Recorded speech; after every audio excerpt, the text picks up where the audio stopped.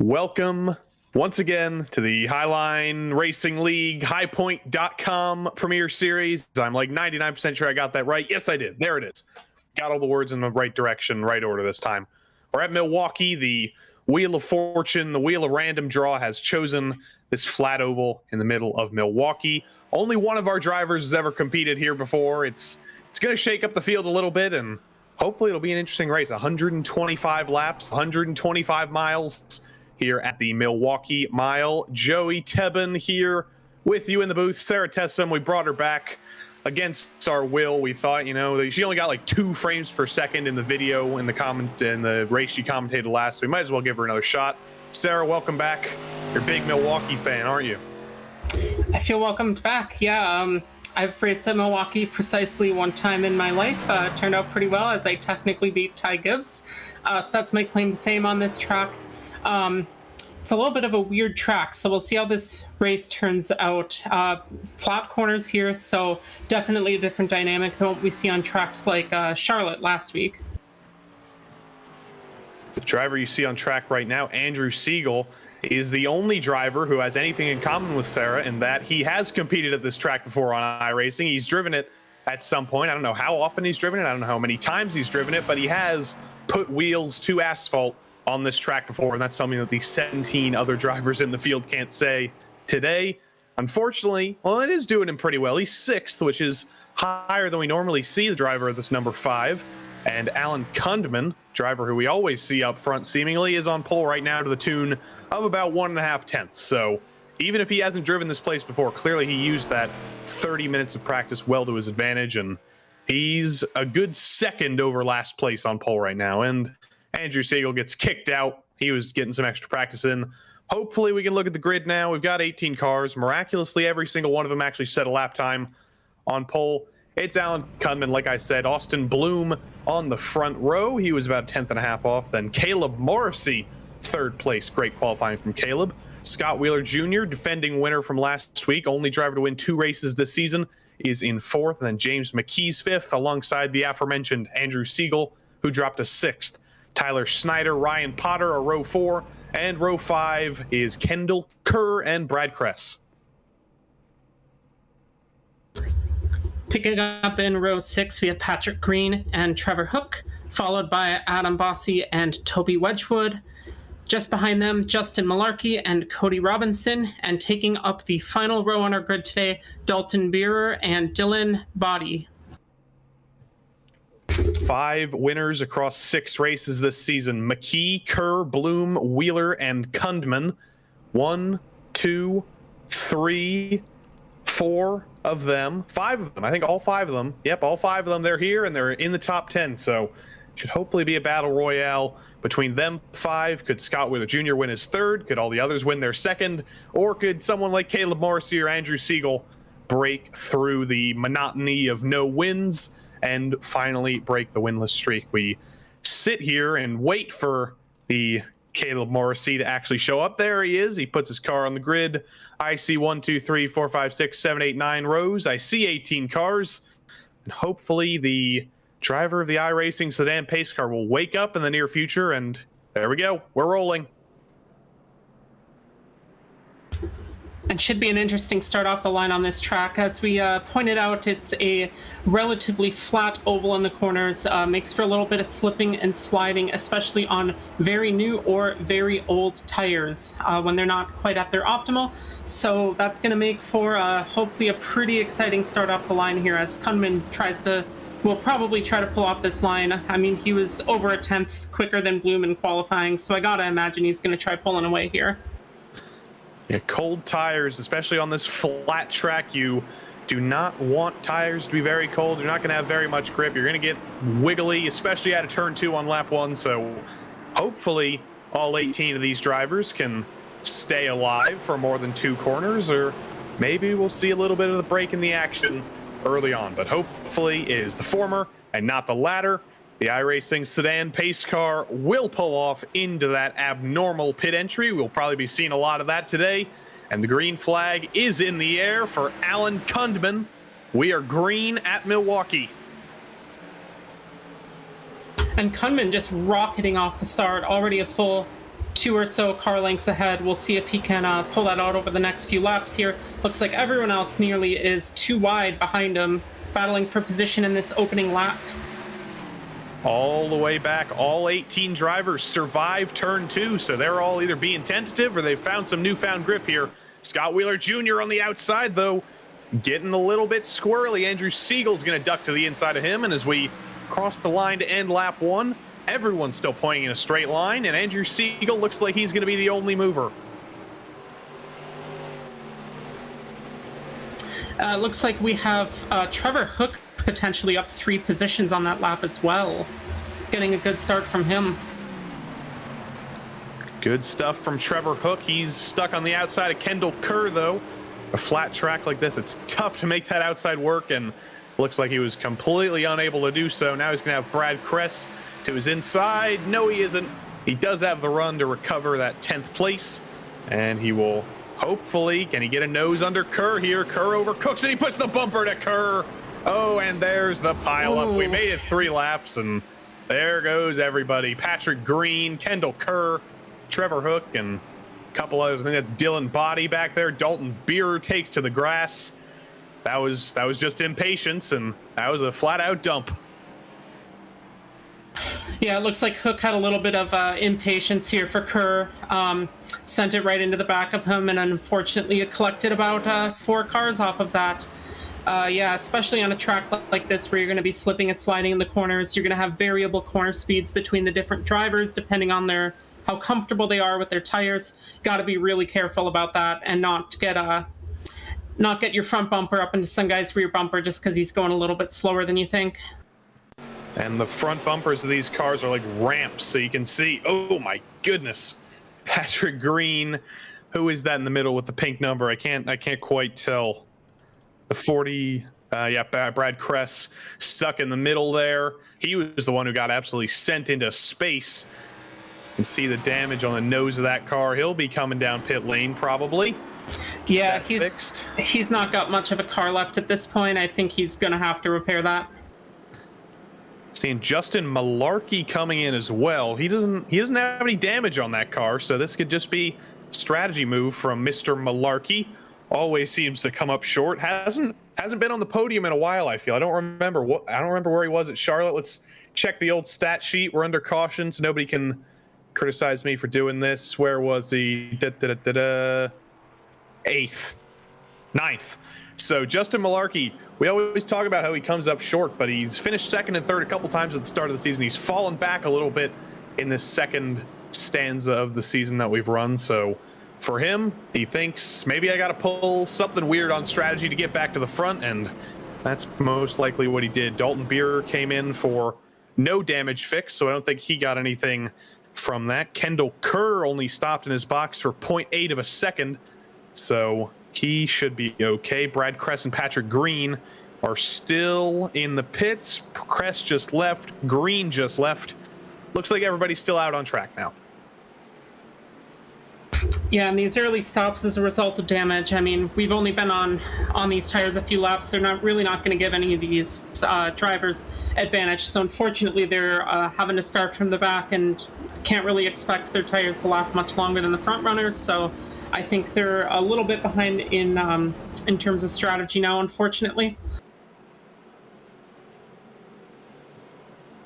All lined up 2 by 2. Patrick Green has quite a bit of ways to go if he wants to catch the field before we go green. Looks like Brad Kress will join the back of them, and Green navigating. He's very, very slow. I wonder, well, either he's very heavily damaged or he's just trying to take care of these tires. Whatever it is, he's very slow. He's probably not going to catch the back of the field before we go green here, which we will do in approximately 5 to 10 seconds. The iRacing sedan pace car pulls off once more, and Alan Kunman does the same thing he did the first time, and he streaks away into the lead. Yeah, he's just a rocket off of these restarts. I mean, it's a little bit easier when you're in the lead and you can kind of go whenever you need to go. But in both this race and when I was helping you out on USA Speedway a few weeks ago, he was just always on point off these restarts. Caleb Morrissey up to second. Austin Bloom falls back to third. Looks like Siegel stuck on the high line this time. Wow, up to the front. What an incredible exit from Caleb Morrissey. Caught me by surprise, and he's going to steal the inside from Alan Kunman, and Andrew Siegel just got turned, and the yellow's out again. That was Tyler Snyder in the 33. Just the same thing that we saw before. Got the bumper to the back of Andrew Siegel. I believe they were both on the high line. We'll see the replay here. Siegel made the highest extent of damage there. Here's Snyder. Yeah, that's bizarre. He went up to the high line. Maybe he didn't expect Andrew Siegel to be there. Yeah, it looks like he went up to try to make a pass work on the outside, and he just was not mindful of Siegel's positioning at all there. He just kind of pulled right up into that space. Unfortunately, the Siegel's wings have been clipped. He's got damage from that wall. It wasn't the heaviest contact in the world, but it was still contact and no fast repairs here. So Siegel's going to have to come in and get that fixed. Tyler Snyder might have a little bit of trouble with the nose of that car. But as quickly as we went green again, we're yellow again. So now we circulate once more. Caleb Morrissey is going to be ruining that mistake because he was on his way to take the lead. He had the inside on Kunman, but the caution came out. Bad moment for him. So Kunman did hang on to the lead, but that's going to be good stuff for Caleb Morrissey. He's going to know that he has the pace. So that might give him a little bit of confidence here on this restart, and maybe he'll be a threat for the lead early on. Yeah, we know what it's like to be in the head of someone like Morrissey in a situation like this, right? You were showing you had pace right before the yellow. You were showing you're capable of potentially passing up to the lead of this race, and then that yellow hits, and it's really aggravating. It kind of ruins your pace. It kind of ruins your momentum. So I'd expect to see him be really aggressive in the first few laps after this restart here. Try to get a pass done on Kunman and make that stick. See if he can't stay in front until we see some pit stops in, I don't know, 30-odd laps or so. Looks like a bit of strategery in the pits. I think most of it was just people coming in to fix damage. Dalton Beerer did come in to fix damage. He threw it in the wall for some reason after the yellow came out, so he had to come in for a couple seconds to get that fixed. And I don't believe anybody else. Kendall Kerr did not come in. Beer came in, Snyder came in, Siegel came in, Kress came in. So basically everybody who got damage in that first accident or the second accident, they came in, they got more damage fixed. Brad Kress's car still not looking good as new. There's still some dent work on that hood, but it's looking better than it was before.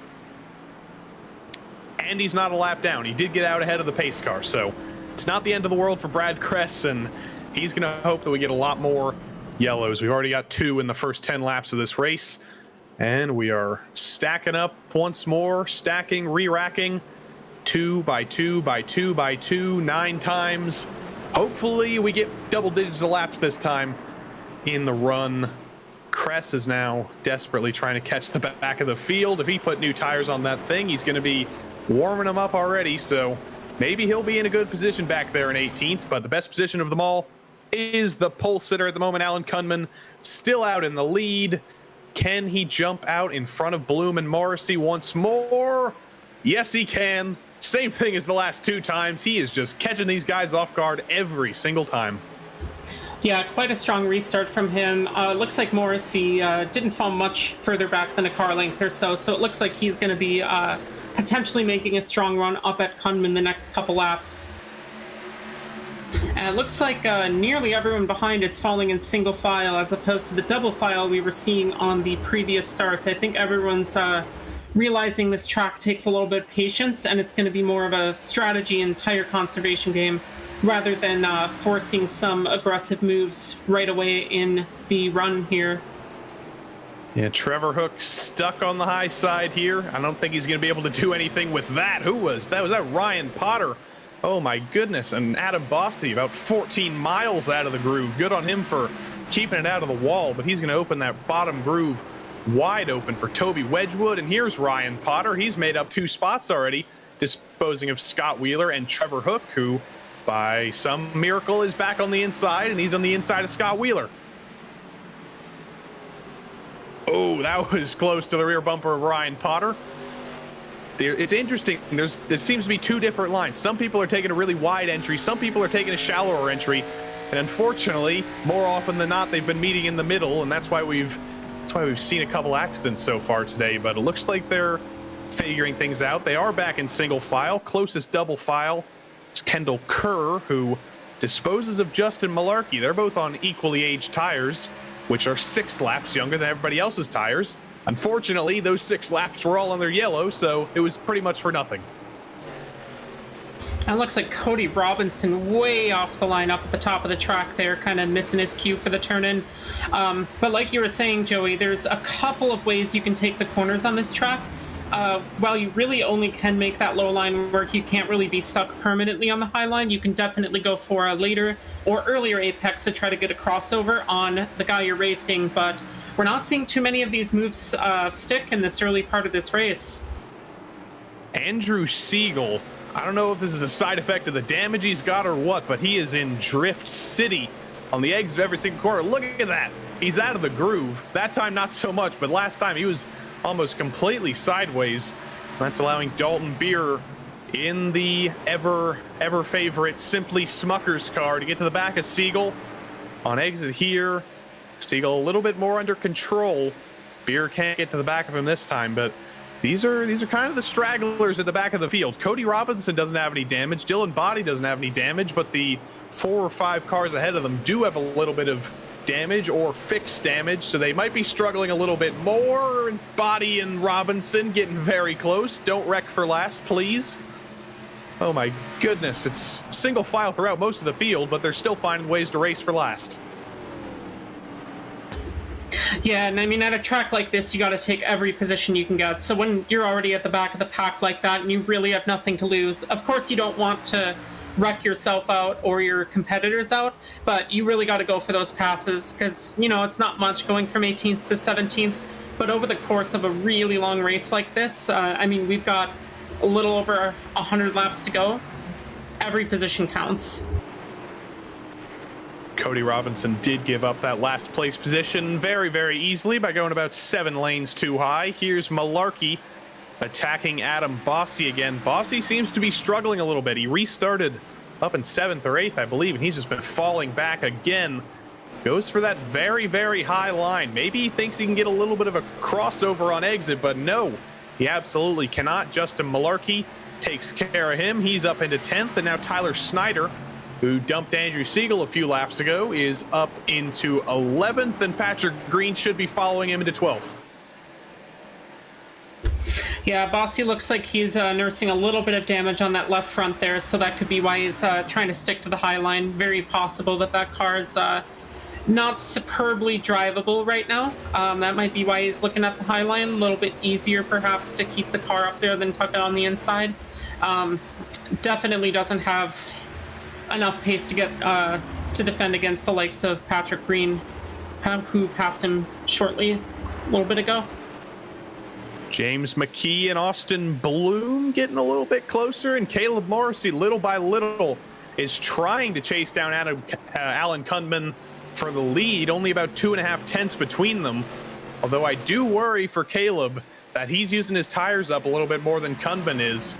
As we talked about, if it's going to be a long green flag race, there's going to be some tire strategy, and if Morrissey, who usually doesn't have the pace for Kundman, honestly, if he's this close to Kundman, I wonder if he's using his stuff a lot heavier than Kundman is. Yeah, you can kind of already see his car on turn-in into turns 1 and 3. It looks a little bit more loose on the rear left than Kundman's car. The rear left on Kundman's car is coming out a little bit, stepping out a little bit, but it does look more controlled, so I'd expect Caleb's tires are going here. And what do we have here? Siegel again. What? I hope he didn't get dumped again, because that would just be terrible luck for Mr. Andrew Siegel. And unfortunately, I did just rewind the replay, and Andrew Siegel has been a bumper magnet. He's got dumped for the second time. It's Dalton Beer. He just dove it in there, and poor old Andrew Siegel spins around for the second time today. Yeah, not a very good look for Beer there. There wasn't much rhyme or reason for him to stick it on the inside like that. It just looks like he wasn't being very respectful of of his competitor's space, unfortunately, but racing incidents happen. Over racing's close and uptight like that, especially on a track where you have to make just the bottom work. So unfortunate for Siegel there. Now, this is where it gets interesting. We actually did run a few green flag laps there, and Caleb Morrissey, every single driver, almost every single driver, I thought everybody was coming in there, some duck out. But Caleb Morrissey, James McKee, and a whole host of others, Malarkey, Trevor Hook, they're all coming in for fresh tires, and the other half of the field is staying out. So it looks like it was about half and half there. I think the most notable thing is our leader, Kunman, has stayed out on these tires. We're on lap 24. We've only ran about 16 to 18 of those greens, so the tires aren't particularly old, but if we do get a green flag stint here that goes 40, 50 laps, Kunman's going to have to make a green flag stop, and that's going to hurt him quite a bit. So I think he's judging that there's probably going to be another caution coming up in the next 20 or so laps, which I don't find entirely unlikely, so we'll see if this pays off for him. Well, I said about 50-50. It was literally 50-50. 9 drivers just pitted there for tires. 9 drivers stayed out. So I think all of them are going to be meeting in the middle here on this restart. 24 laps Kundman has run on these tires, and all the rest of the gang up there have as well, except for a couple who came in for damage fixing. Caleb Morrissey, the leader of the pitters, has 0 laps on these tires under green. So that's the difference. And Kunman has quite a few bodyguards behind him on those old tires, but fresh tires at a place like this could be pretty important here.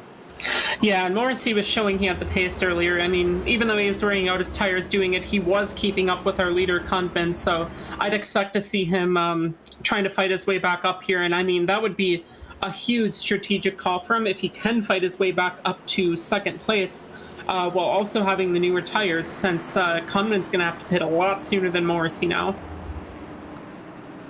Well, Kunman will once again lead us to green for the 3rd or 4th time today. I've lost count. He's got a new friend on the side of him, though. It's Austin Bloom. He's starting on the outside of the front row for the first time since the start of this race. Once again, the pace car pulls off, and will Alan Kunman get another fantastic restart? Yes, of course he will. Ryan Potter sticks with him a little bit better than anybody else has, and Adam Bossy gets off the line at about half a mile per hour and clogs up the new tire stoppers. Dalton Beers falling back here. These guys got to be careful here. Don't get impatient. We don't need another caution. Yeah, and this is what that differing tire strategy is creating. We're seeing a couple 2 wides and even 3 wides back there going into turn 1 and 2 just from all the speed differences. And it looks like we have Scott Wheeler Jr. passing up to 3rd. I was about to say don't count him out for taking the fight to Kunman here. And it looks like he's got that pass down and is definitely going to be trying to fight his way up front here and take that lead from Kunman. Scott Wheeler Jr. is the big schmoover. He's got that championship lead by 22 points at the moment. The only driver to win 2 races this season, but unfortunately he just left the bottom lane wide open for Austin Bloom, who's going to say thank you very much. I will take the inside from you, and I'll go back up to 3rd. Ryan Potter is the next driver to take the fight to Alan Kunman. He's all over the rear bumper of him, only about 1.5 tenths between our 2 leading drivers. And this is the battle to watch. Tyler Snyder now the leader of the non-pitters of this train, as Morrissey tries to get through him. Hook tries to get through him. Once they get through Snyder and Wedgwood, that'll be the first step in this process of getting rid of these no stoppers, or not. It looks like Morrissey about to get past Snyder here in the next lap or 2. He's also got Toby Wedgwood sitting in front of him, but it seems he's a lot more pacey than both of these, so we should see him up in that battle for 3rd place relatively quickly here as he gets the pass down on the number 33 in turn number 2. Tyler Snyder getting swallowed up like a Wisconsin cheese curd. There he goes. Bye-bye, Tyler. Caleb Morrissey makes the first move he needs to make. Now he's got to get through Toby Cheese Wedgwood. I'm going to think of cheese puns for the other 16 drivers while these guys battle it out. It looks like Snyder getting stuck on that high line a little bit. On a track like this where the low line just is that much faster, if everyone behind you starts queuing up on a line on your inside, it can be a little aggravating, but you might have 3 or 4 guys pass you before you can find your way back down to the low side like he's done now. Morrissey hops the inside curb, but he's easily by Mr. Toby Wedgwood. Patrick Green is going to follow him through. James McKee struggling a little bit further back. He hasn't been able to pass as quickly as everybody else, but he will get to the inside of Toby Wedgwood, who is definitely struggling. Look at him, about 4 lanes high. Andrew Siegel clogging up the bottom line. Justin Malarkey is going to get by him. I didn't see what happened to Siegel. I don't know if he got tagged again or what, but he clogged up the whole bottom line there, and we were 3-4 wide for a point down the back straight. Yeah, going back, it looks like a couple cars got into each other going into turn 2, just caused a little bit of a slide there. Thankfully not a big wreck, not another caution, so we'll continue going.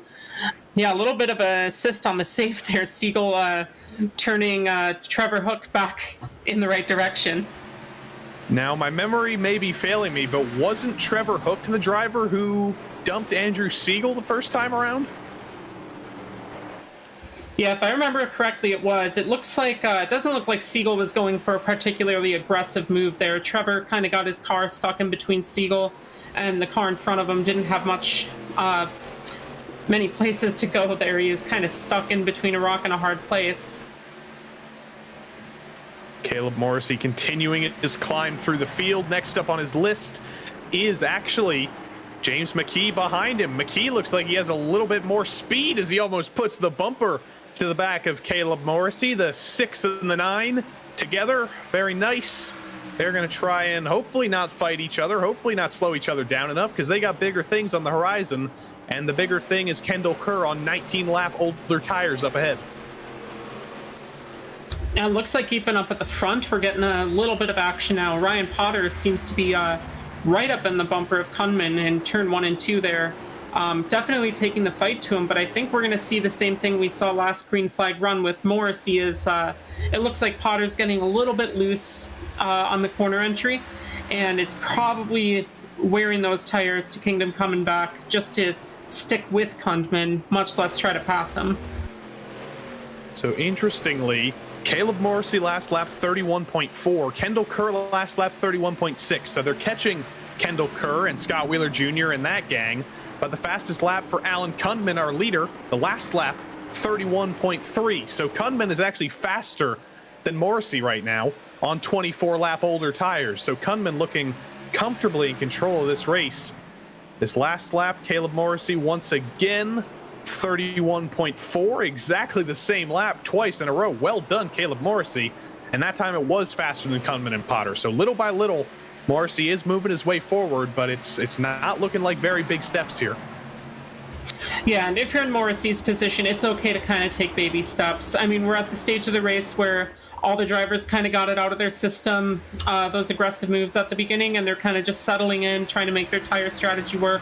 So it's okay to just grab a few hundredths per lap. And it looks like Ryan Potter is alongside Kundman coming out of turn 2, and he's ahead of him going onto the back straight, and it looks like he might be able to make this move stick into 3 to take the lead of this race. Can Kundman make the high line work? Nobody has all day, and of course not. He goes very high. I think that was deliberate, so he can just slot in right behind Ryan Potter. For the first time today, we got a new leader, and his name is Ryan Potter, the number 47. Ryan Potter is your new leader. Now Austin Bloom looking at the back of Kundman. Alan Kundman doesn't want to keep losing these spots, and it's all kicking off now. Caleb Morrissey gets past Kendall Kerr. James McKee can try and get by Kendall as well, and Scott Wheeler Jr. falls to the wayside as well, as Patrick Green's going to have the inside there. Unfortunately, we've lost Dylan Body. He lost it on exit of turn 4 and bodied the pit lane attenuator. He's out of the race. He quit it after that. No caution came out, but he is done for the day. 17 cars still left on track. Yeah, rough way to go that, to catch yourself loose on the exit of 2 or 4 here and put yourself into a wall. This track is very unforgiving like that. Ryan Potter actually seems to be streaking away a little bit from Alan Kundman, complimenting Kundman's tire conservation skills. He's been really good on the short tracks. His win came at USA. He's run well at basically every other track, but right now, Ryan Potter looks like he has a little bit more of that short run speed. It hasn't actually been the shortest run because we've run 40 laps so far. And I'd say about 25, 30 of them have been under green. So clearly Ryan Potter doing something right under that car to take control of this race. Andrew Siegel still kind of flailing a little bit. And oh, look in your mirrors, Andrew. Dalton Beer's back. Don't do the same thing, Dalton. Looks like Siegel's going to give him a little bit of a wide berth. And Dalton Beer gets to the inside of Siegel. This is the battle for dead last. Unfortunately, Siegel getting a little bit squirrely on the outside, and it looks like he has a little bit more straight line speed than Beer, and he's able to hang on. Yeah, you mentioned giving Beer a wide berth there, and even though those incidents weren't really Siegel's fault, it might be kind of smart for him to kind of just let some of these other drivers be. He's been a little bit of a punching bag so far this race, and it doesn't look like his car has the speed anymore, so it looks like he's just going to be getting positions through attrition here if anyone else wrecks out. Next driver on fresh tires is Justin Malarkey. The three freshies, McKee, Morrissey, and Green, they've been the all-stars here. They've made their way through the pack a little bit, but Malarkey kind of straggling here. He's still stuck behind Toby Wedgwood. Hasn't been able to dispose of him. He might have a little bit of damage on that car. I don't think he does. He did stay in the pits for a little bit longer than some of the others, but it looks like he's got those tires underneath him, and he's just waiting for a hole to open underneath Toby Wedgwood so he can get by. Looks like Patrick Green opens up a little bit of a hole for Scott Wheeler Jr., but the tires just aren't there for Scott Wheeler Jr., and he's unable to even get close. But someone who is able to get close, looks like Kunman is bringing the fight back. He's all over the bumper of Potter. If he gets a good exit at one of these corners, I think Alan Kunman is going to have the lead again soon. Yeah, he might inherit that. It looks like, though, it might be a tall order. He's starting to get a little bit slidey with these older tires, but, I mean, he definitely showed at USA a similar enough track and driving style to this that he can definitely manage his tires on what is a little bit more of a flat oval. His line looks a lot cleaner. He's not diamonding it as much as Potter is. I do wonder if Potter's struggling a little bit with those tires. He can't hold the line that Kunman can, hugging the bottom almost on the yellow curb on the inside there. To the outside here, he proves me wrong because now Kunman's the one doing the diamonding and Potter's the one maybe learning and hugging the bottom.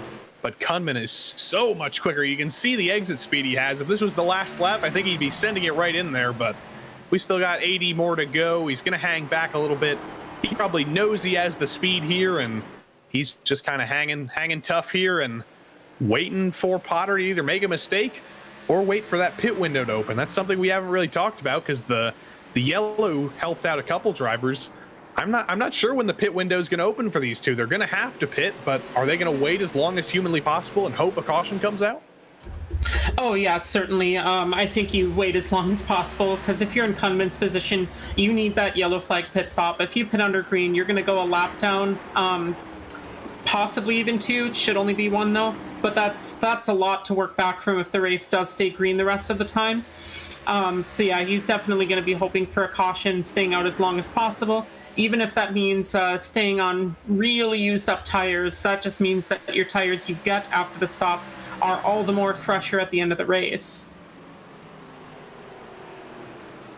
Cody Robinson here, looking like he got a little bit of practice in the first 47 laps of this race. Looks like he's a little bit more under control in that car, but he's not able to get by Adam Bossy.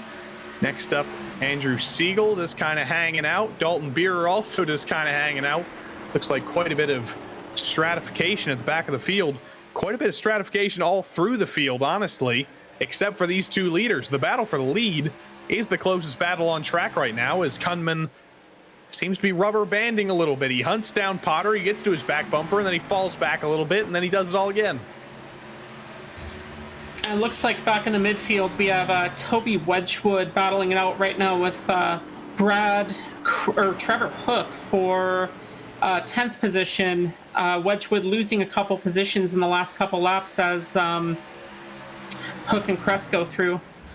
Here comes Malarkey to the inside of Scott Wheeler Jr. on those new tires. I think Wheeler knows that they're on different tire strategies, so he just kind of let him go. Brad Kress also going to try and stick it in there, but remember, Kress has a little bit of damage. He's been down pit lane 3 times so far, so he just didn't come in for new tires. He came in for new tires and also came in to fix damage a couple times. But luckily for him, it looks like his pit crew did a pretty good job. That car's looking just fine to me. No more hood crunkling. And he's going to try and get to the inside of Scott Wheeler Jr. whenever he can. Wheeler learns from what he did last time and blocks the inside. Kress not able to get by. Yeah, it looks like he's sporting a little bit of damage left on that right rear of the car, but like you said, the hood's looking fine. It looks like the car's pacey. He's definitely keeping pace with these 4 or 5 cars in front. I mean, if he can get these next few passes done, he's looking at, what, 5th place, 6th place up there? Kunman has again caught Ryan Potter. It's happened again. He's going to get our hopes up again until he actually makes the move. Great exit from Potter, though. So Kunman just loses another car. Like every time he gets close, every time we cut to him, he just falls back.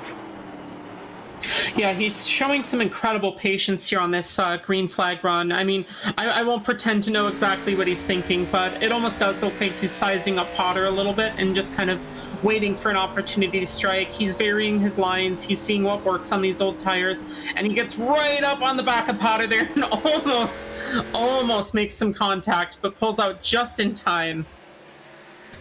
Lucky there was no netcode there, and good on him for backing all the way out there, because I think he would have been into the rear bumper of Ryan Potter if he didn't back out there, but he's going to lose like 8 car lengths because of that.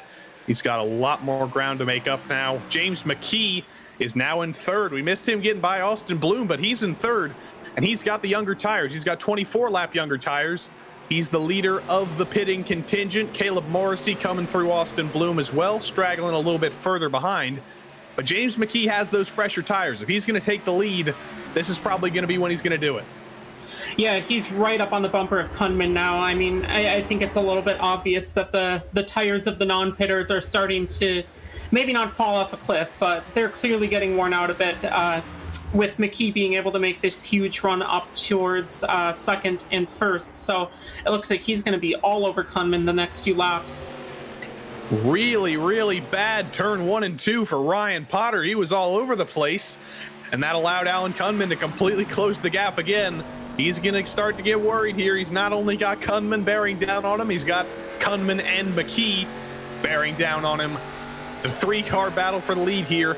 Caleb Morrissey is going to be very happy to see this because he's got clean road up ahead of him, and he's only got a 1.5 seconds to these 3. So as long as James McKee keeps getting held up by these 3, that allows Caleb Morrissey to pull up and join the fray. Ryan Potter, a little bit better exit that time, almost gets it into the outside wall where that tire scratch is. But Kunman really doesn't seem to be able to make the move here. Is he getting scared by James McKee? He must be. But for as long as he stays... Oh, my goodness, Ryan Potter. He finds a new way to exit that corner every single lap.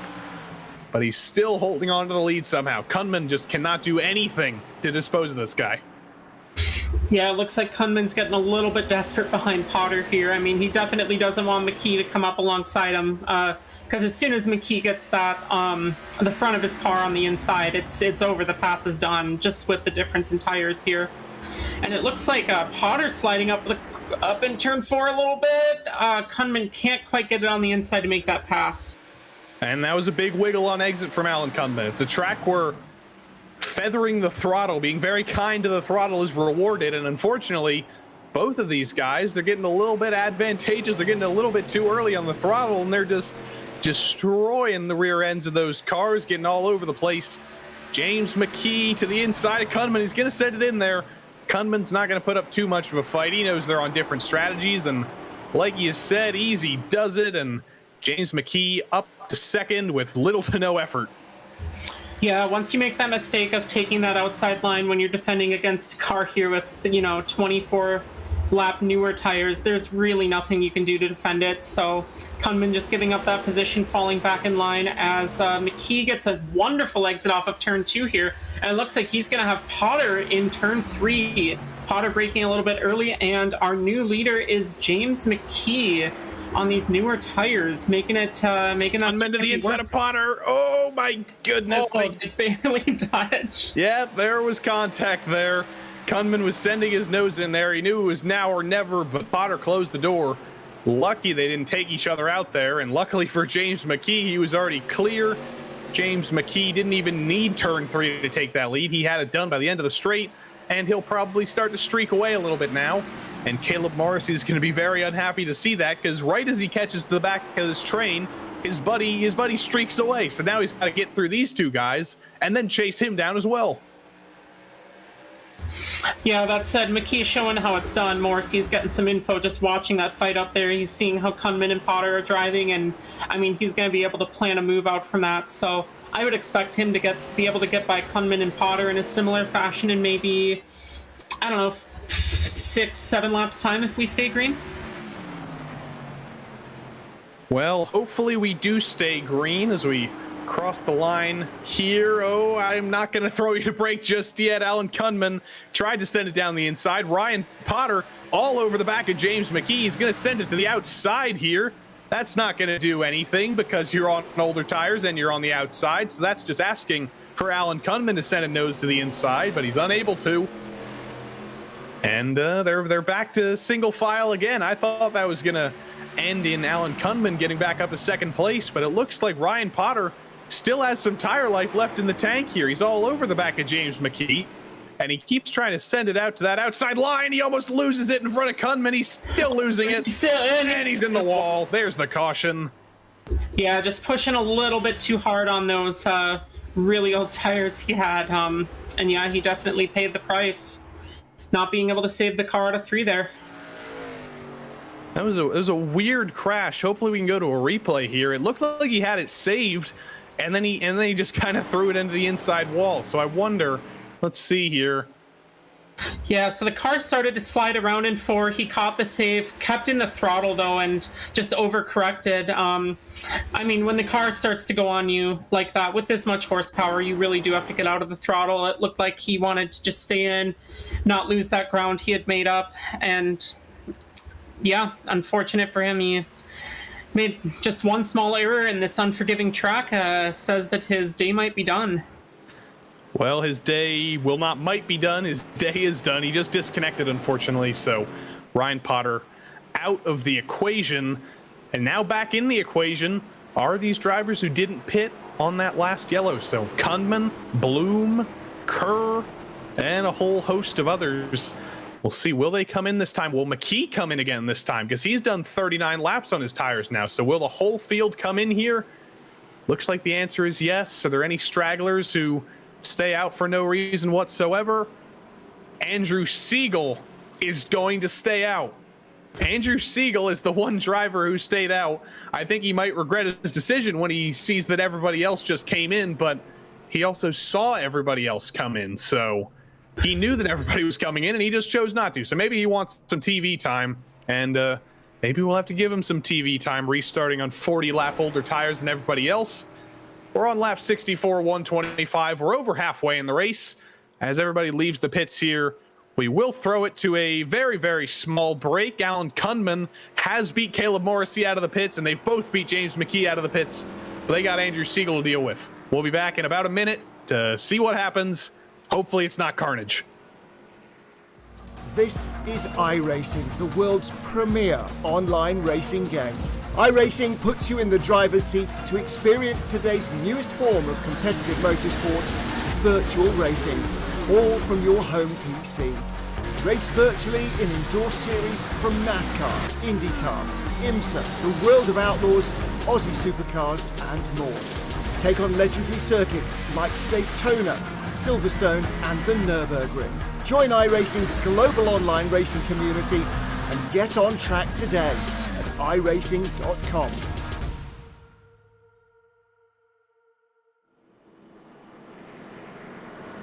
Welcome back to the virtual Milwaukee Mile. Alan Kunman, by some miracle, has taken the lead back. We've had 3 leaders so far today. Alan Kunman is one of them. He's back there now. James McKee had taken the lead on those fresh tires. He's now back to 3rd. And Ryan Potter, unfortunately, ate a big old bite of wall, so he is no longer with us. He's out of the equation. And Caleb Morrissey is the newest taker to the outside line here. For the 5th time this race, the iRacing sedan pace car is once again going to pull off into this pit lane. Alan Kunman's going to lead us to the restart, as he has done every time. And that's a better restart from everybody. Caleb Morrissey, he's not alongside Kunman, but he's not completely left in the dust. And Kendall Kerr is around. Oh my! Big wreck. That's like half the field. Yeah, that's about 7-8 cars in that wreck there. That is a big one. Well, let's see what happened. Who's the culprit this time? I believe it was Patrick Green. Yep, Patrick Green in the 87 there. Bam. Bonk, bonk, bonk. There goes a whole pile of cars. Patrick Green looks like he got the worst of that, actually, so he kind of got his comeuppance by clipping the pit wall there. Oh my God, the nose of that car has got ripped off. Wedgwood, Bossy, Snyder, Dalton Beerer again gets a nose into the accident. That is quite a few cars. Looks like Trevor Hook had a really good drive right through the middle of that incident, picked up a few positions off the restart there, being able to find that gap and drive it through. On board. Hopefully we got it on board for Trevor Hook. We can see what went on there. Here we go. Here's Trevor Hook. Let's see. That's Patrick Green right in front of him, so he can see what happened. He had a front row seat here, and he just yeet through the middle. Well done, Trevor Hook. Yeah, it was good for him to find a path through instead of getting clipped by one of those cars and causing even more carnage than there was. But yeah, Patrick Green just not really minding the space of his competitors in front. We've seen that a few times tonight where people are just underestimating the amount of braking and lifting you need to do into one, and just they're just not pulling off of their opponent's bumpers. Well, because we only went green for about half a corner, not much has changed. It's still Kunman, Morrissey, McKee, Bloom.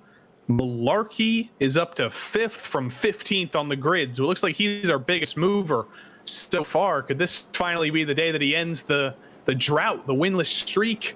It could be. He's only got 4 more spots to make up here. I do wonder, now that we're on lap 69, nice. Will we go green all the way to the end? We've got 56 laps left to go. I imagine they can make it on fuel, but do you want to make these tires work for 56 laps? Or could we see a green flag pit stop just for tires and have it work out? Well, making these tires last for that many laps is definitely not ideal. You don't want them to last for 55 laps, but the alternative is to take that green flag pit stop and go an entire lap down. So when you're a driver in this situation, when you're on tires 30, 40 laps old, you're going to start looking at your lap deltas. You're going to start determining what the faster strategy is, if it's to pit or just stay out and accept you're a second slower per lap.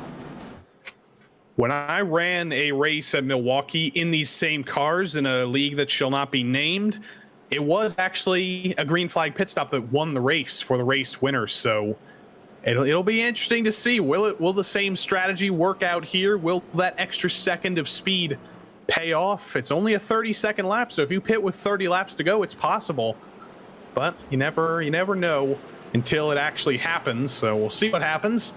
If we even get a long enough green flag run for that to happen. Caleb Morrissey is hoping we get a long green flag run because he's shown a little bit of long run speed. Alan Kunman as well.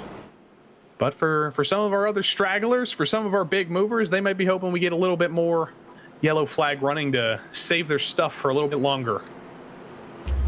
Yeah, drivers like Malarkey, like you pointed out, going from 15th to 5th. I mean, he's in a prime position to maybe pick up a top 3, maybe even a win here. But I mean, with the pace Kunman, Morrissey, McKee have shown, he'd definitely need a few more yellows.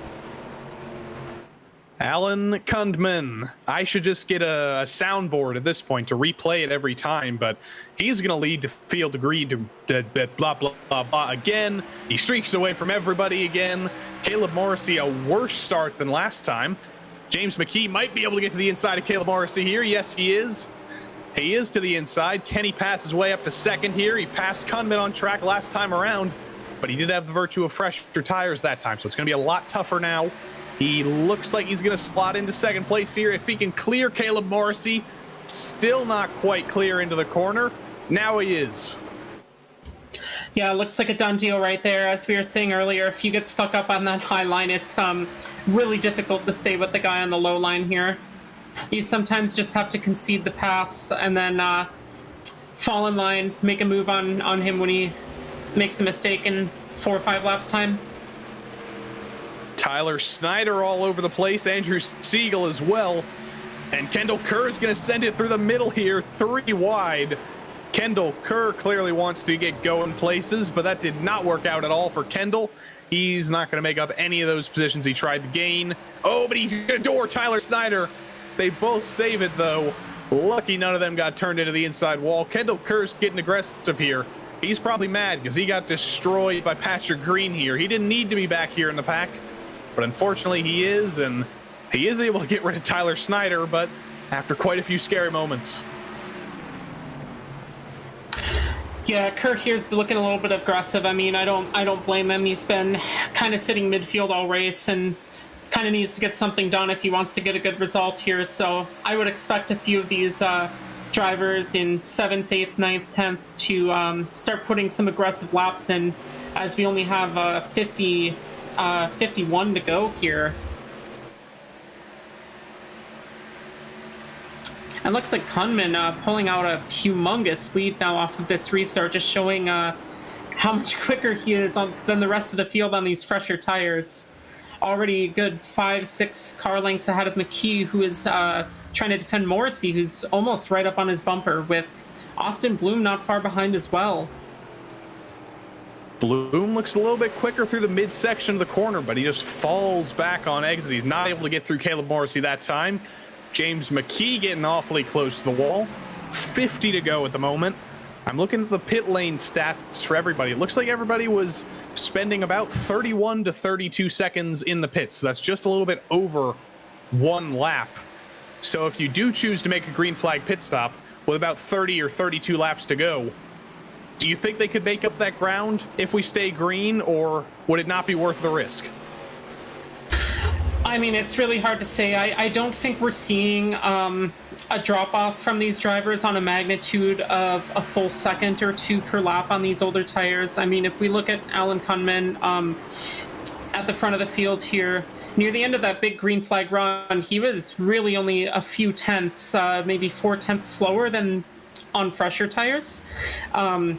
So I find it would be a bit difficult to make back up 30 seconds if you were to green flag stop. Brad Kress now sticking the nose to the inside of Justin Malarkey. Too many J names on this grid. Brad Kress does not clear Trevor Hook. Yes, he does. He just now clears Trevor Hook, and now he can set his sights back on Justin Malarkey up ahead. But he's not letting Trevor Hook go. Trevor, great exit out of turn 4. He's going to be on the bumper of Kress. He sends it down to the inside. Maybe spooks Kress a little bit as he goes very, very high on entry. Trevor Hook cutting the curb on the inside. They're going to be side by side down the back straight. Yeah, and both these drivers fighting real hard to try to get up into those top 5 positions. Oh, they almost make contact here in turn 3 as Kress tries to keep it close to Hook, and it looks like he has a little bit of a moment coming out of 4, so he concedes the position to Trevor Hook for the time being. I saw the caution when that was happening. I saw Brad Kress driving right into the side of Trevor Hook, but good on him for realizing what he was doing in the middle of the corner, and I think he did adjust his trajectory a little bit to not slam right into the side of Trevor Hook. So both of them live to fight another day. Tyler Snyder looks like he's going to finally get by Andrew Siegel. He gets to the inside. Almost door-to-door contact again with them two. And Tyler Snyder now clears Siegel. Yeah, it looks like Siegel dropping like a rock. Stayed out during the pit cycle on the first pit attempt, I think, to try to lead a lap, but I don't think he actually got that lap led. He barely missed the line on that. Pitted on the second go-around, finds his way in 11th, which is slightly better than his previous position of near plumb last, but definitely struggling a little bit pace-wise still. And he's heating up those tires. He's getting them in that endless cycle. Oh, wow. And Speaking there of he heating goes. up, he is around into the wall.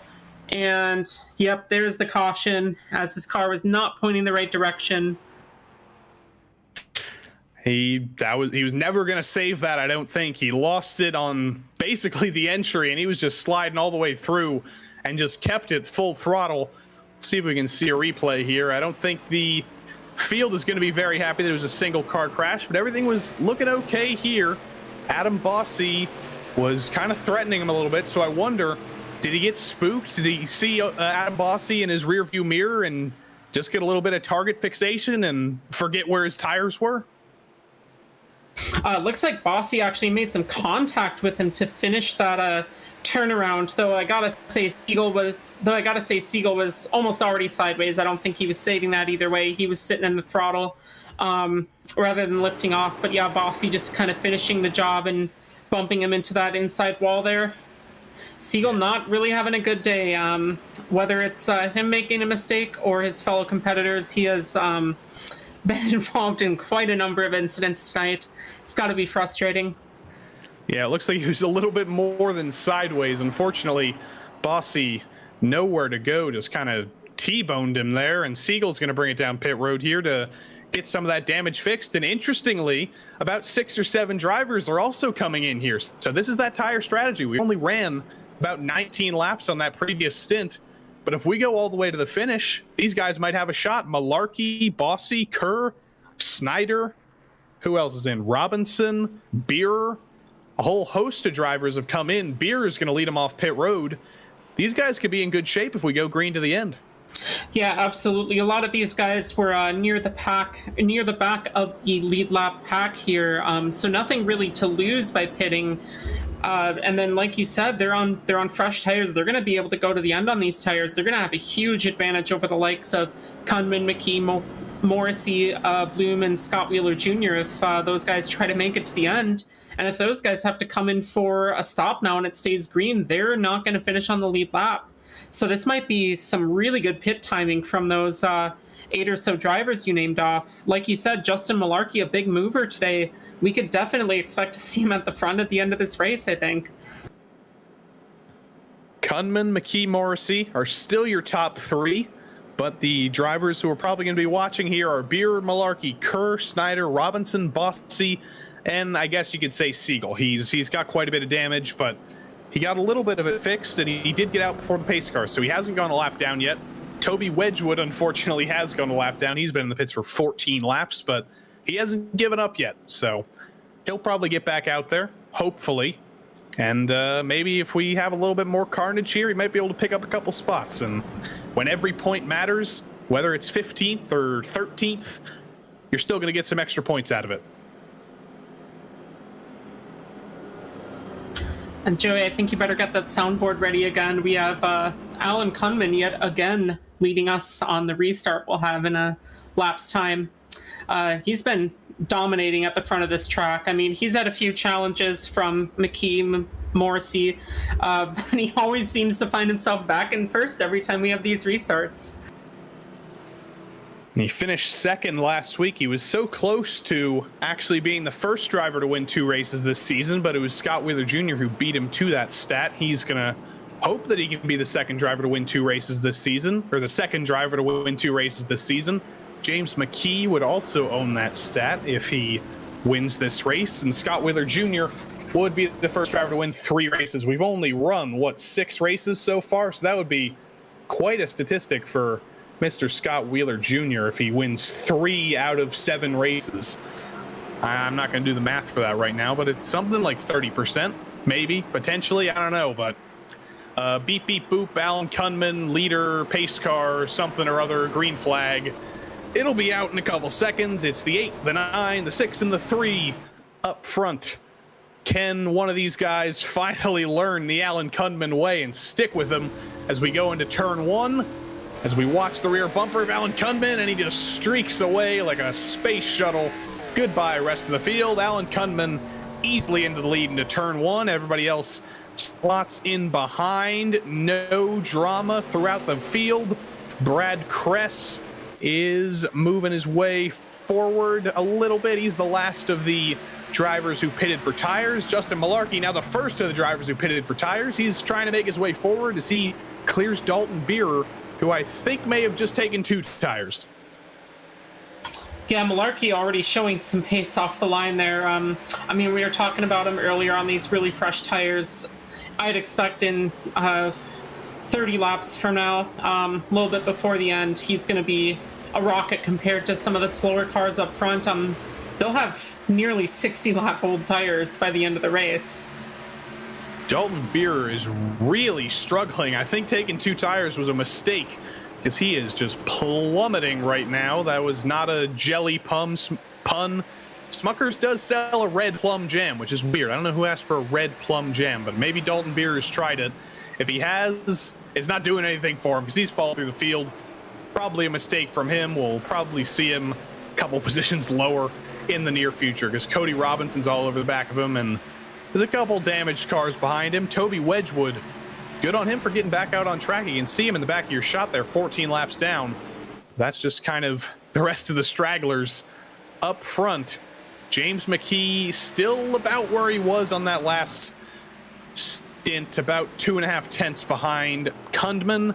Scott Wheeler Jr. falling back a little bit, and Justin Malarkey is up 1 spot. He did dispose of Brad Kress, so he's making a couple moves, but those tires are only 19 laps younger as Austin Bloom gets to the inside of Caleb Morrissey, and he's going to be easily clear into turn 3.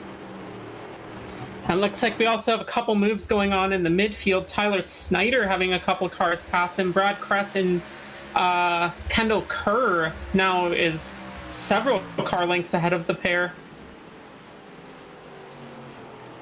Yeah, it looks like Tyler Snyder struggling a little bit into 1 there as well. Was he one of the cars that made it into the pit lane recently?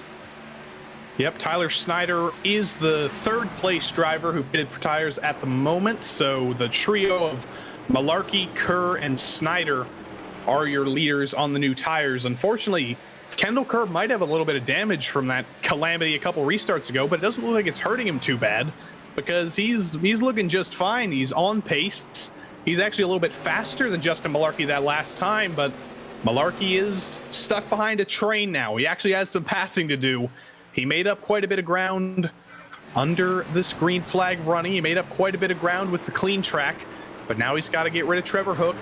And then ahead of him, it's not very easy to pass any of these guys. Scott Wheeler Jr., Caleb Morrissey, Austin Bloom, James McKee, Alan Kundman.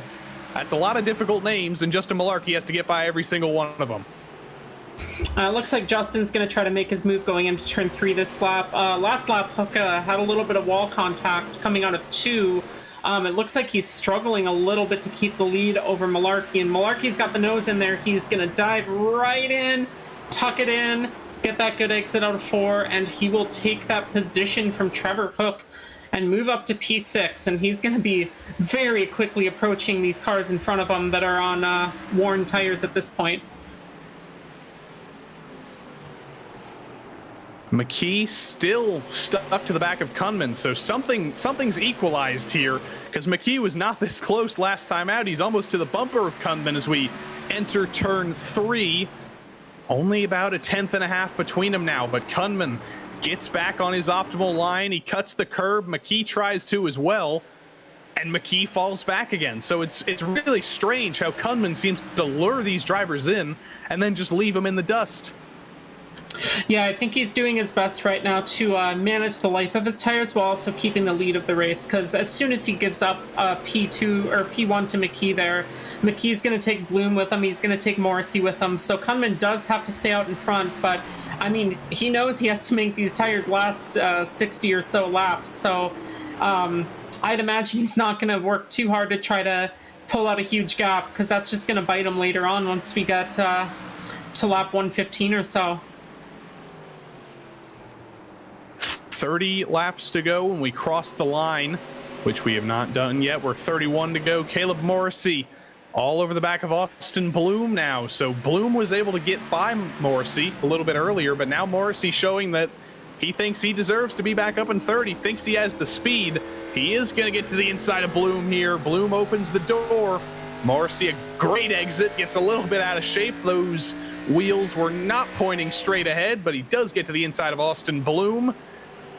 But he's not able to clear him. Very interestingly, Austin Bloom, super quick on the entry of the corner, and he's hanging with Caleb Morrissey here. Yeah, it looks like Caleb cut his line a little bit too inside. He's giving Bloom a little bit too much space, frankly. I mean, you could fit 2 cars between them nearly at that corner entry. So it looks like now he's going to be able to pull that move out, getting the car a little bit loose again, taking that gamble of having that squirrely rear end. But he's able to get that move done now, officially up to P3, and he's going to be looking to make up ground on McKee and Kunman the next few laps before the likes of Justin Malarkey get up, and he is very loose off of 2 there. We can't call it a slide job because dirt track people are going to get mad at us, but it was a slide, and he cleared Austin Bloom, and now I worry that he was in that cycle that Ryan Potter got in, that hot tire cycle. You heat these things up, and you never cool them down. You heat them up, then you get loose because they're so hot, and you heat them up again. And hopefully Caleb Morrissey can figure out a way out of that cycle because he is absolutely shredding those things. And Austin Bloom knows it because he's all over the back of Morrissey again. They're both holding up Scott Wheeler Jr. And interestingly, Justin Malarkey not really making any moves here. He got by Trevor Hook a couple laps ago, as did Kendall Kerr. Tyler Snyder hasn't quite been able to do the same. But those 19-lap newer tires, they don't seem to be making up the difference between Malarkey and these front 5 on pure pace. No, but we do have a little bit of a queue forming now behind Morrissey as Kendall Kerr pulls it in close behind Malarkey. So we've now got 5 cars battling for that 3rd position. Like you said, we haven't yet gotten the tire wear on those front runners where they're that much slower, but it's only going to get worse for them as this race goes on. Because at this point, I mean, they've got to be trying to stretch those tires and fuel to the end with only 25 to go. It'd be very disappointing day for those guys out front if they end up having to pit under green before the end. I think Morrissey just got into the wall there. I saw him washing out very wide. I'm not sure if he actually hit it. I'm going to look back and see if he did make contact, but if he did, that's going to be hurting him. He got really squirrely. He saved it. He maybe tapped the rear end a little bit on the right side, but it looks like he'll be okay. But Caleb Morrissey really, really struggling as we watch from the rear end of his car. Austin Bloom still on the attack. Caleb Morrissey, can see it's a very, very hungry train of drivers. It's a little bit like what Alan Kunman was seeing a couple laps ago with about 14,000 horsepower total, trying to chase him down. 14,000 horsepower in 5 cars. That would be a very highly powerful car. And we know NASCAR's not going in that direction, but we can only hope that that'll happen one day in the future. But Austin Bloom, he's looking for a way by. He knows Caleb Morrissey's getting wiggly, and one of these days he's finally going to make a mistake that gets Bloom by, but not yet. And Bloom's hoping it'll be in the near future. Yeah, as you pointed out earlier, Morrissey's kind of in that tire cycle where his tires are maybe running a bit hot, and it's really hard on a track like this when you're battling for P3, couple cars right behind you, to actually lay off the throttle, let him cool down a bit. It's a really hard thing to do as a driver, to say to yourself, okay, I need to concede 2 positions right now so that I can actually make it to the end of this race. Because, I mean, if he's already this much squirrelier than Kunman and McKee up at the front, with this many laps to go, might be a little bit of a tough sell for him to make it to the end unless he just kind of lays off a little bit, goes a couple tenths slower for a few laps, cools those tires down, just rides the outside. Might lose a position from it, but it might get him to the end of this race. You just saw Tyler Snyder dispatching of Trevor Hook. And now the battle for the lead rages on. James McKee falling back just a little bit. It's now over 4 tenths. So maybe McKee not as nice to his tires as he should have been. And Kunman is streaking away now, but Justin Malarkey still on those newer tires to the tune of 19 laps. Alan Kunman's last lap was a 31.5. Malarkey's last lap was a 31.7. So Malarkey's not making up anything right now. Yeah, and Kunman showing a pretty consistent pace here over the last 10 or 15 laps. It looks like his tires are dropping off a little bit. He's gone are the days of running 31.1s. Looks like he's running 31.4s here, but I mean, the consistency in the times you see on a driver like that are a good sign. You're not making mistakes. You're not hitting a 31.7 or anything like that. Once in a while, you're just being nice and smooth, trying to doctor the car to the end. It looks like Malarkey having a peek to the outside of Scott Wheeler. I mean, that outside's not really going to work for him, but looks like he might be sizing him up. He's really got to get by the likes of Wheeler Jr. and Bloom in the next 5, 6, 7 laps here if he wants a chance at the win today. Yeah, that outside did absolutely nothing for Justin Malarkey except bring Kendall Kerr back into the equation. Unfortunately, a little bit of an unfortunate exit from Kerr there, not on the rear bumper of Malarkey any longer. He's going to have to work his way forward a little bit more. Malarkey gets closer to Scott Wheeler Jr. on exit there, but it's just not close enough. He doesn't have the advantage that he needs, I don't think. It doesn't look like he's all over the back of any of these guys. He just looks like he's one of the gang on those old tires. Yeah, we're not really yet seeing the advantage that these newer tires might give you. I mean, a lot of these front runners on the older tires might... I mean, these guys are going to be pretty good at tire management. This is not an easy car in terms of tire wear, and if you drive it enough, you get used to kind of managing that car so it doesn't kill you on these older tires. So, I mean, these guys, for all we know, have doctored those tires, and we don't really see their pace dropping off. Like I said, Kunman's, you know, good 2 or 3 tenths slower than when these tires were new, but even the likes of Justin Malarkey are 2 or 3 tenths slower at this point in time on 20-lap newer tires. Austin Bloom looks like he's in trouble here. He got very wide. Scott Wheeler Jr. almost got to the inside of him, but unfortunately for us, it looks like they've figured everything out already. That was quite the gaggle going down the back straight, but nobody was able to capitalize. Not even Justin Malarkey on those fresher tires. Austin Bloom got out of the groove, and he stays where he is. Justin Malarkey gets a little bit out of shape. Kendall Kerr's back to his rear bumper, but unfortunately the run on exit just too good for Justin Malarkey, and Kendall Kerr's not able to do anything with it. Through the middle of the corner, Kerr just not good on that mid-corner entry speed. That mid-corner exit, that mid-corner whatever. Mid-corner would be between entry and exit if I knew how to say words in the correct order. But either way, Kendall Kerr just doesn't have enough for Justin Malarkey at the moment. No, and he's pushing this car really hard. You can see him in turn 2, just how sideways his car is compared to the couple guys in front of him. He really, really, really wants that top 3, 4 up there. So he's pushing hard to stay with these guys.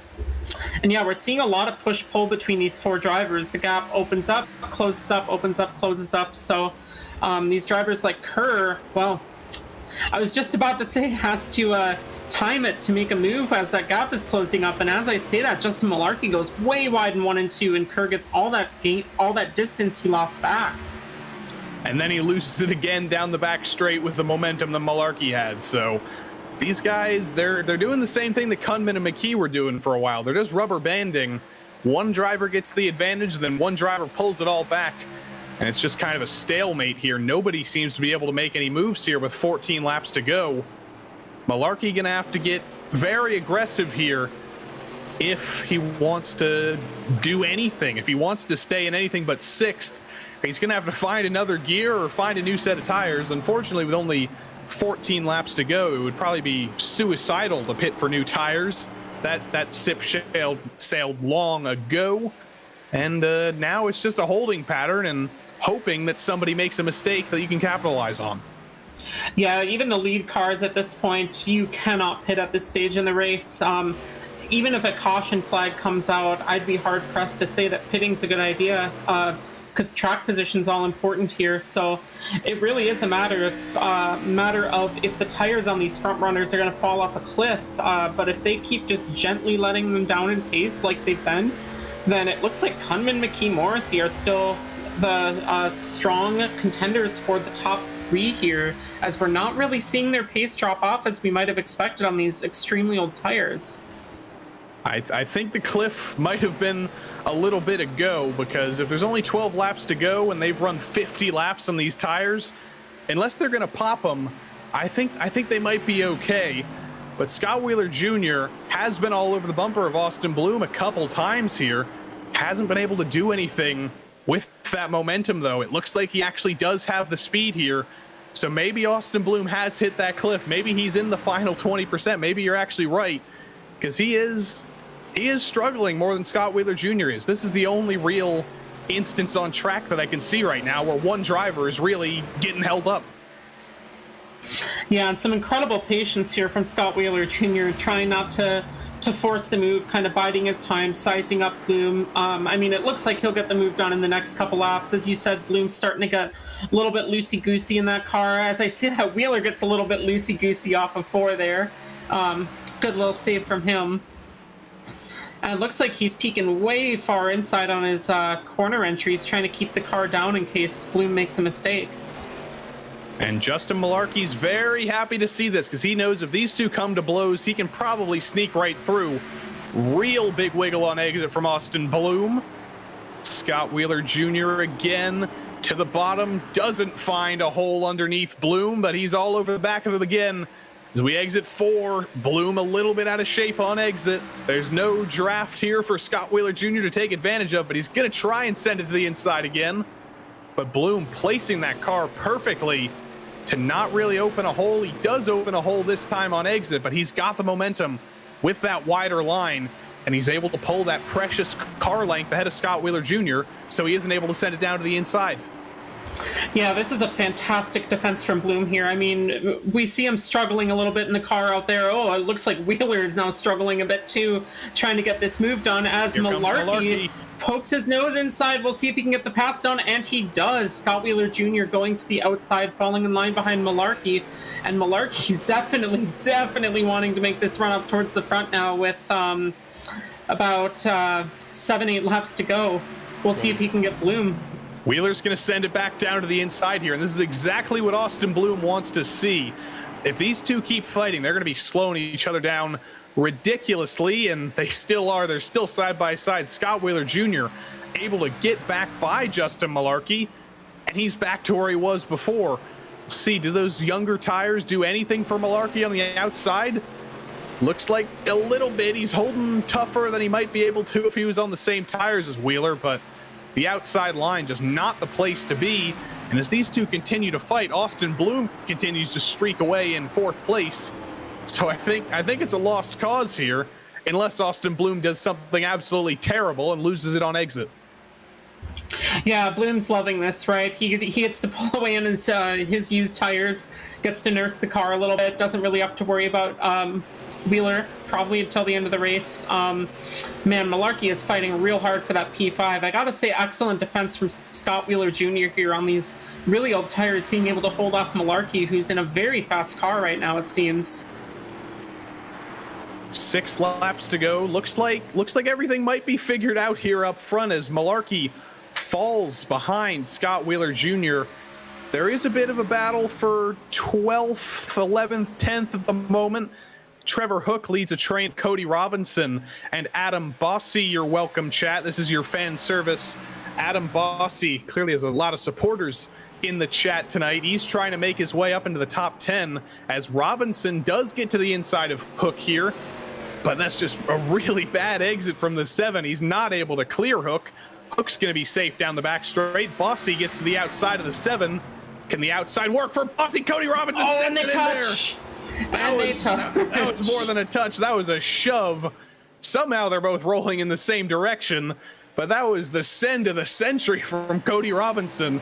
That's one way to make a move, and it did work out for him. But unfortunately, that's going to open the door for Adam Bossy, who's also going to send it in 4 lanes too high. And Hook, and Trevor Hook's in the back of him, and Bossy is down on the apron, but he stays straight. How is that a caution? They both kept it rolling, but somehow that's a caution. I don't think that should have been a caution, but it is.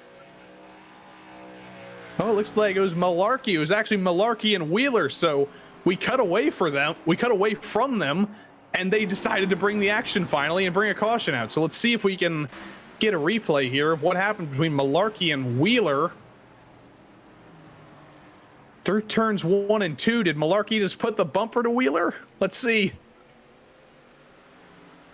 It looks like he did it in 3 and 4, so we should see that coming up here in the replay. It looks like Malarkey just carried a little bit too much speed, got right up into the bumper of Wheeler. You can tell he didn't mean to do that. I mean, he got on the brakes right away. Yeah, just an unfortunate scenario with that close racing with Wheeler. But again, even with this, I am surprised that was a caution because he was sideways. The wheels were stationary while he was sliding, but both of them got it rolling pretty straightforwardly. As here's that interesting pit strategy. Only a couple laps to go. Some drivers have chosen to bring it down pit road, but was that a bad move? I think it might have been. James McKee brought it down pit road. He was 3rd, and now he's going to come down and he's going to come back out in 8th. And there's only going to be 2 laps to go. So with a green-white checkered, you got 2 laps to make up 7 spots. I don't know if that's possible. Yeah, I'm really questioning that move there. I mean, those guys up front were seeing the pace Kunman had on these really old tires. They had the same age tires as him, and yet they still chose to go into the pits and grab new shoes and lose 8 track positions for what will be 2 laps of running. I can't agree with that call. I'll eat my crow if they saw something I didn't and they are able to get those positions back. But I think they really did just give up all those positions for free.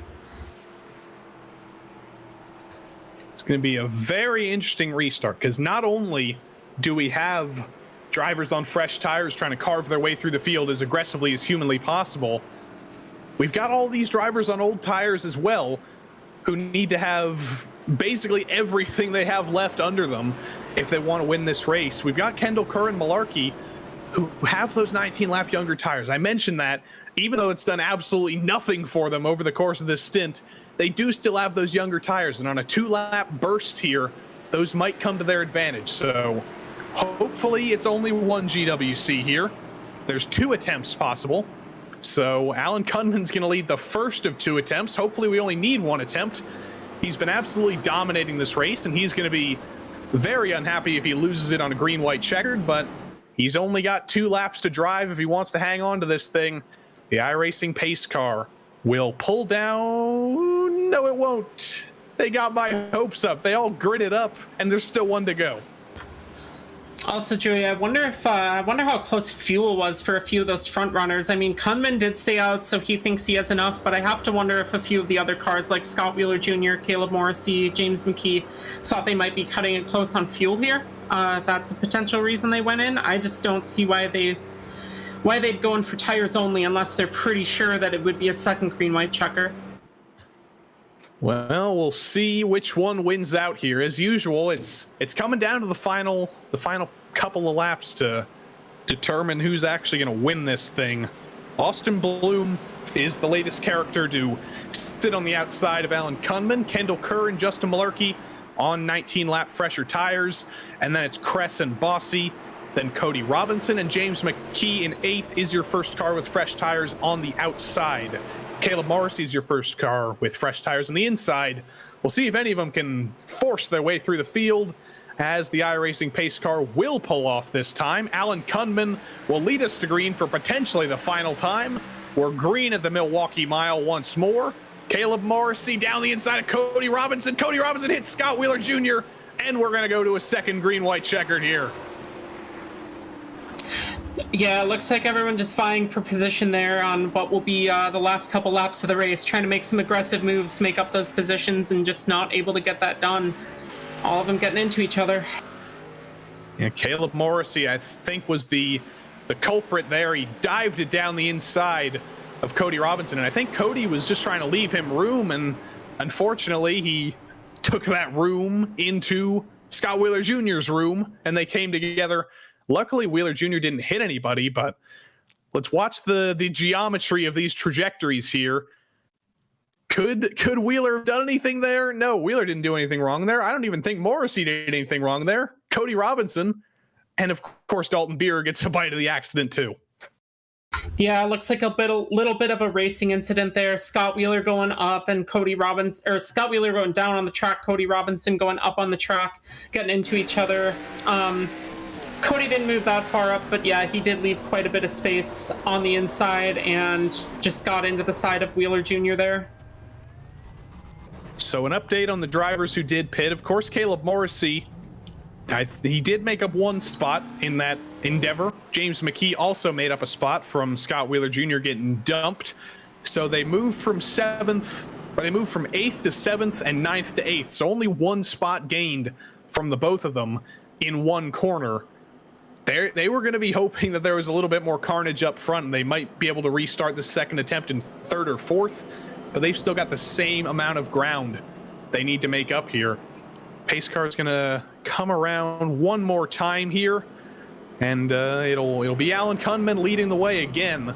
He was able to streak away from Austin Bloom on that restart. He was able to streak away from Kendall Kerr in 3rd. Can he do it one final time? This is the one where it all matters. It's the final one he's going to have to do. We'll see if he can pull it off. Yeah, I mean, I'd be hard pressed to say that he'd fail at this restart on this last restart in this race when he's been so successful on them all race long. That said, I mean, these tires are old right now, and Kendall Kerr and Justin Malarkey are wanting this win. I mean, we've seen Kendall Kerr making aggressive moves all race. He's starting on the inside right behind Kunman on fresher tires. I mean, we could very well see him make a move, though. It's hard to say that Kunman won't take this win when he's been so strong off the restarts. And these guys behind him are only going to have a couple laps to actually try to catch him.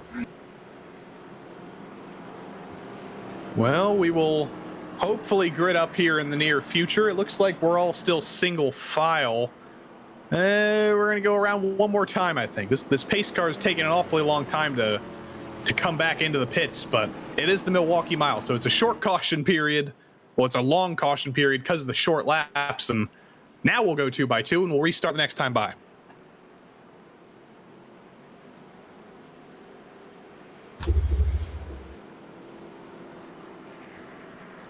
Two to go. Next flag will end it. Kunman, Bloom, Kerr, Malarkey, Adam Bossy as well.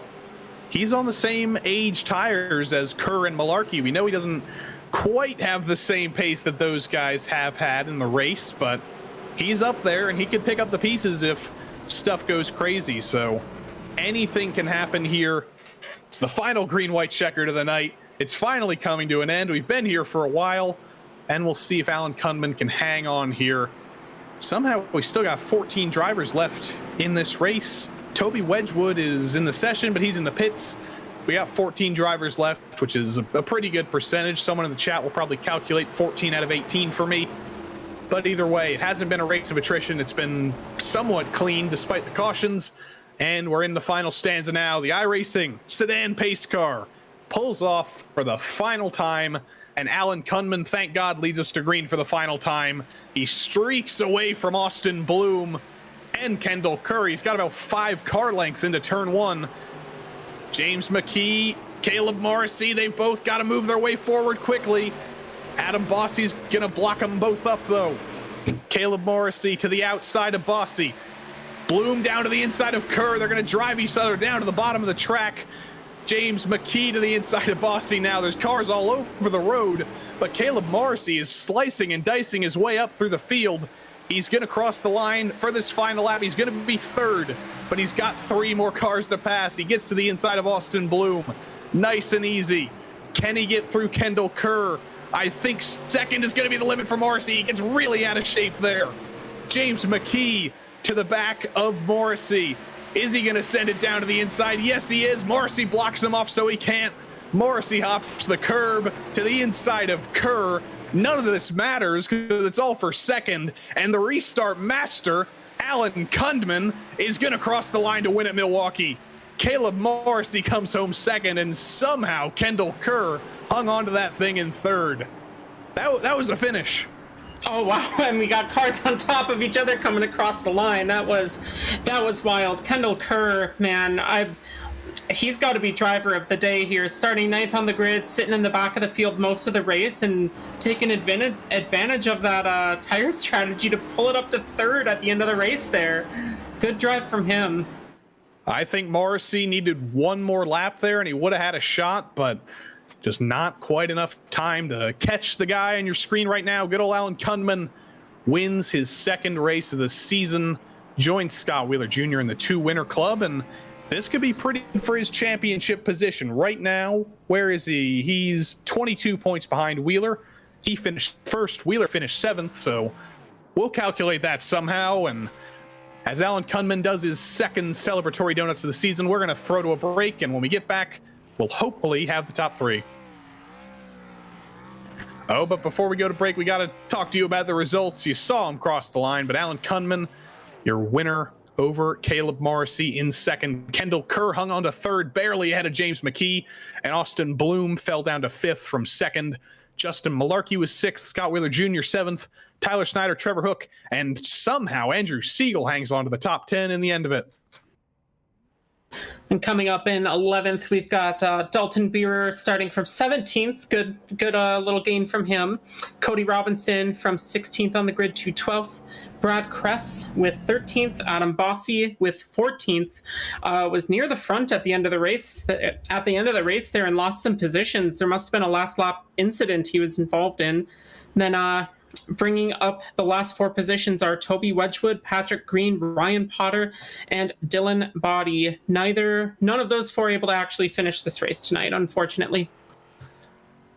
We are not going to a break. We're talking to our drivers next. We've got the top 3. Alan Kunman, your winner, is with us now. Alan, you started on pole. You led about the 17 restarts we did today, and honestly, you looked in control of all of it. I think you've never driven this track before, right? Oh no, I've raced here plenty of times, so I had a little experience coming in here. All right, we gotta talk to our stats department, because we were told that only Andrew Siegel had experience here, but clearly the experience here helped you. You were fantastic on all those restarts we did. Every single one of them, we were asking, when's somebody finally gonna have something for Kunman, and they never did. It seemed like you would always have about 2 or 3 car lengths into turn 1. What was the secret there? Why were you so good at these restarts? Well, after the very first restart that we had tonight, I noticed that as soon as the pace car hits the line on pit road, the green lights come out. So I'm like, as soon as they hit, I'm on it. So that helped me out a lot. Were you worried on that final green-white checker? Were you watching your relative with those drivers who started on fresh tires there? Yes and no. When the very first caution came out, I had no idea what I was going to do. I was going to try to follow the guys behind me, but I stayed out and got lucky. I had a bunch of guys stayed out behind me. Unfortunately, we had to use both green-white checkers, but I saw that the guys who did pit, they were far enough back in the field. I didn't think they were going to have enough time to get back up here to me. Well, this is your 2nd win of the season. Your first win came at USA, 2nd win here at Milwaukee. It seems like, well, you've been fast at every track so far this season, but your 2 wins have come at shorter tracks. Do you think you have a little bit of a stronger, you're stronger at these shorter tracks, or do you think it evens out? Yeah, well, no, it's like I said at the beginning of the season, the short tracks have always been my strongest suit. So I always get really excited whenever we pull that off the spinning wheel. So I'm always hoping for a short track. Well, congrats on your win tonight. Only about 4 more races to go this season, so you're definitely in the championship hunt. You have anyone you want to thank before we kick you out of here? Oh yeah, I just want to thank you guys for putting on the broadcast every week. Sorry, Toby and Kendall, they do a whole lot to put this thing together, and want to give a shout out to Jimmy. He put the pressure on me. I was trying to keep him behind me the whole time, and it's always fun racing with Jimmy. He made me earn it for sure. And I'd just like to specify that you're hearing Alan Kunman right now, and you're seeing him on your screen. This is live. I think you're the first driver I've ever interviewed who's done donuts live while doing the interview. So I got to congratulate you on doing that. That's multitasking. Oh, yeah. That was your winner, Alan Kunman. Burn it down, Alan. Burn it down. Next up, the driver who couldn't quite get there, but gave us a whole heck load of entertainment, Caleb Morrissey. Unfortunately, the number 6 came up short, but he's with Sarah to talk all about it. Caleb, we got to talk about those last couple laps. You restarted 8th or so after the green-white checkered, and you ended up 2nd. I mean, what was going through your mind there when you were able to send it through that sea of cars in front of you? Mostly just send it. just try and send it as hard as I can and try and get out of here with a clean finish. I wasn't really expecting to charge for second place there in that last turn 3 and 4, but Kendall kind of gave me a little bit of an inch or two, and that's all I needed. It was mostly to defend Jimmy from behind so that way he couldn't get by me, but it worked out. Happy to get my first top 3 this season, and happy to be in the interview room for the first time. Yeah, I mean, it's good to have you here. That was absolutely an amazing drive in the last couple laps there.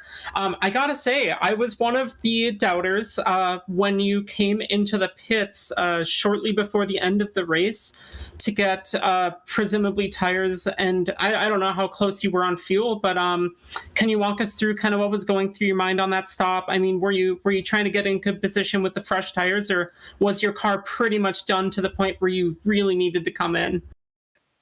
I felt like if I stayed out, the rest of the field behind me somehow would have came in, and that would have been leaving us a sitting duck. So when I came in, I honestly didn't expect that many cars to stay out. I felt Alan was probably 90% chance he was going to stay out. I was pretty comfortable with that.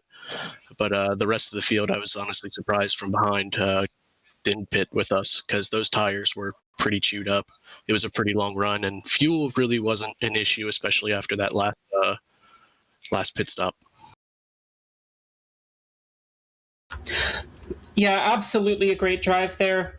I mean, even earlier in the race, you were trading blows with Alan Kunman for quite a long time. I mean, you did say that this is your first top 3 of the season, and you found yourself in the top 2 for a large majority of this race. I mean, how do you stay calm and collected in a position like that when your heart's probably racing?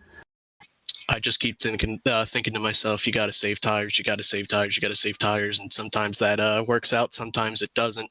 Honest to God, I'm spaced out half the time, just focused on saving, and not going too aggressive.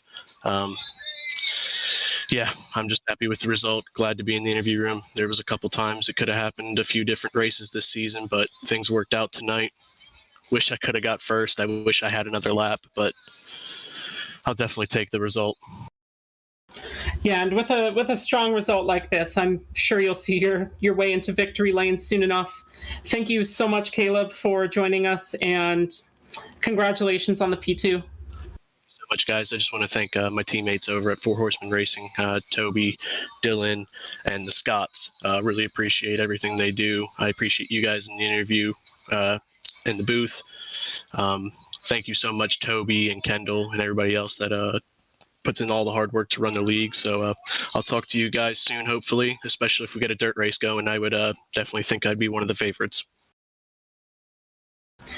Well, it looks like you'll be keeping your eye out for one of the dirt tracks to be pulled up. And like I said, I'm sure we'll see you in victory lane in the near future. For Eldora. Eldora or Bristol Dirt. Those are the 2 dirt tracks we have on file here. So we have 4 more races to go this season. Maybe that'll be one of them too. And Caleb Morrissey could be up there. We got one more driver. It's the aforementioned Kendall Kerr, 9th to 3rd, the biggest mover of the top 3. Kendall, it was an interesting race in that second to last stint there, where you were on those 19 lap younger tires than Kunman and the gang up front. Did you think you had a shot to pass all of them under green? And when you kind of got stalled out, what were you thinking? Man, it was just really tough to pass out there. I mean, obviously just no banking here at Milwaukee, but it was interesting having a track that almost nobody had any practice laps in, other than Siegel, who ran really good early. But yeah, I mean, I thought the tires were going to matter a little bit more than that. I really wanted to get in line behind Malarkey and just not burn up mine and his tires battling each other and try to run down those guys that, like you said, had older tires. But it's just, if you're riding the bottom, you really can't use the outside unless you're diamonding the corner. And even that was pretty tough to get grip on exit. So it just was a track position race. And I had about a 6th, 7th place car and lucky to finish 3rd, really. And about that final lap, it seemed like there were cars all over the place, and somehow you still managed to hang on to 3rd. What were you thinking when we came to that final green-white checker restart? Were you thinking survival mode completely, or what was going through your head? Yeah, I knew I had nothing for Alan. I really wanted to know what Alan's brake bias was, as if it was real low, I knew he'd be braking early, and I didn't want to get into him like I did last week. But I thought I'd have a good shot at second, just, looking directly at the restart car. And then had to block Austin all the way to the grass, which I hate doing and would never do if it wasn't a green-white checkered. But just had enough to survive and finish third. So good points night to make up for the last couple of weeks have been pretty brutal. But thank you guys for doing the show. And I want to thank Garrett for making this paint scheme for me, and thank the Ready Foundation for being a longtime supporter of mine. And you guys should have bought the dip on Ethereum when I talked to you last time. You'd have doubled your money. Well, thanks for talking to us. And while we have you here, I do have one more question for you. I think it's the first time we talked to you in a while, and we've got some new viewers here tonight. I want you to, since you are one of the owners, you're one of the masterminds here. Why did you choose to do this this Ring of Fire, this Wheel of Fortune format where the tracks are randomly drawn every week? Well, we've got a lot of great racers in here, and to be honest with you guys, we had a really successful Xfinity Series league for a long time, and there were some newcomers that came along. I think a lot of the younger guys that just had all the time in the world to practice.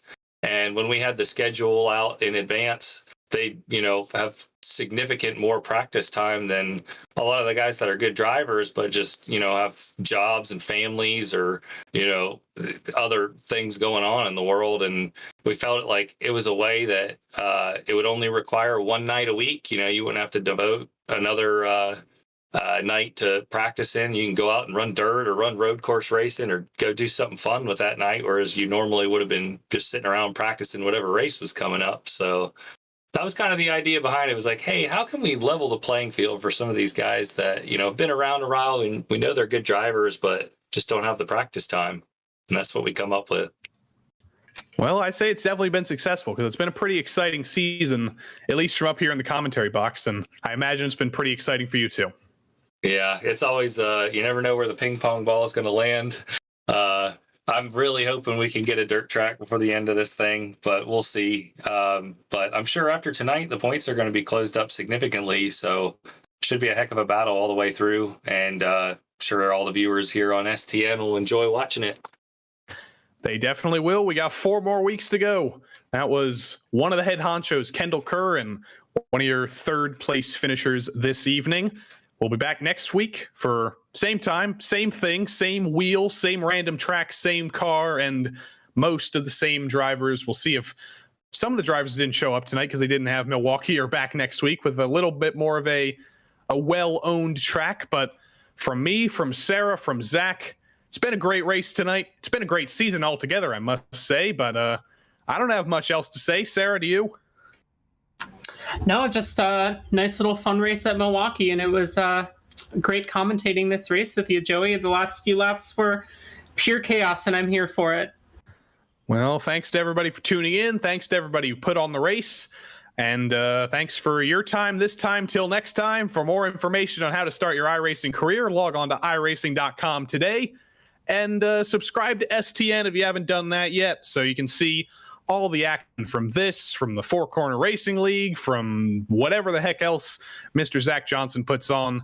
But it's 11:54 p.m. on the East Coast of the United States of America. I'm going to go to bed. I hope you go to bed too, and we'll see you next time on STN. Adios.